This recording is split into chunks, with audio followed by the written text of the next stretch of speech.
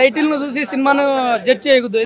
And easy మనీకి అలవాటు పడితే ఎన్ని ప్రాబ్లమ్స్ వస్తాయి మనకి అని చెప్పేసి ప్రతి సీన్ మనం ఏడుపు వచ్చేసింది అనుకో, అంత ఘోరంగా ఉంది ఈ సినిమాలో, అంత ఏడుపు వచ్చేసింది. నాకైతే మైండ్ బ్లోయింగ్ దొబ్బేసింది. నాకు ఇలాంటి సినిమాలు మళ్ళీ రావాలా, ఒక బలగం చూసినట్టు. మన షరతులు వర్తిస్తాయని ఫస్ట్ టైం ఆ టైటిల్ విన్నప్పుడే చాలా మంచిగా అనిపించింది. అరే కొత్త కాన్సెప్ట్ తో వచ్చారు, కొత్తగా ఉంది టైటిల్ అని చెప్పి. సూపర్ ఉంది, షరతులు వర్తిస్తాయి. Excellent cinema.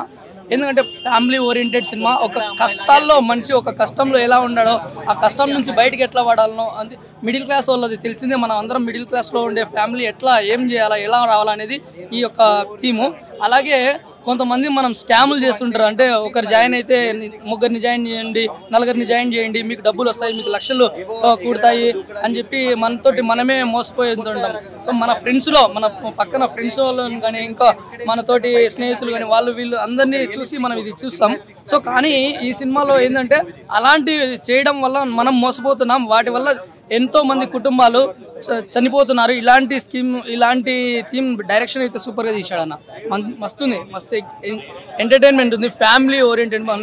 దీంట్లో ఫిలిం ఎట్లుందంటే ఒక ఏడుపు వచ్చేసింది అనుకో, అంత ఘోరంగా ఉంది ఈ సినిమాలో, అంత ఏడుపు వచ్చేసింది. నాకైతే మైండ్ బ్లోయింగ్ దొబ్బేసింది. నాకు ఇలాంటి సినిమాలు మళ్ళీ రావాలా, ఒక బలగం చూసినట్టు. మన స్లాంగ్, తెలంగాణ స్లాంగ్ను మళ్ళీ చూపించినాడు. ఇలాంటి సినిమాలు మళ్ళీ రావాలి నాకైతే.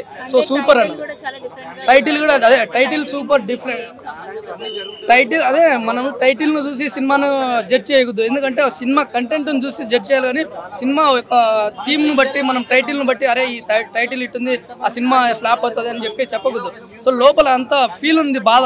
ఒక్కొక్కసారి అయితే ఇంతవరకు నేను ఎక్కడ చూలే, ఒక అమ్మాయి అబ్బాయికి సపోర్ట్ చేసి, ఒక అమ్మాయి 3 లక్షలు 4 లక్షలు నువ్వు ఒకటి పెట్టుకోపో అని చెప్పి బాధల్లో ఉన్న అమ్మాయి డబ్బులు ఇచ్చేసింది. అలాంటి నా లవర్, నేను లవ్ చేస్తే నా లవర్ కూడా నాకు ₹1 డబ్బులు ఇలా.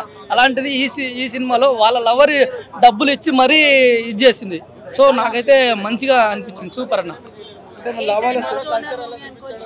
సినిమాలో అంతా తెలంగాణ కల్చర్ అసలు సూపర్గా ఉంది. తెలంగాణ స్లాంగ్, తెలంగాణ అంత న్యాచురల్ సినిమా. దీంట్లో ఎలాంటి ఎలివేషన్స్ ఉండవు, సూపర్గా ఉంది అసలు. Natural cinema. ఇప్పుడు బలగం ఎట్లా చూసినామో ఇలాంటి డైరెక్టర్లను మనం సపోర్ట్ చేయాలి. ఇంకా ఇలాంటి డైరెక్టర్లకు, ప్రొడ్యూసర్కి అయితే డబ్బులు మోసుకుంటాడు ఇంకా, నాకు తెలిసి పక్కా డబ్బులు వస్తుంది. కలెక్షన్ల సినిమా ఇది. వర్తిస్తాయి మూవీకి వచ్చానండి, చాలా బాగుంది మూవీ.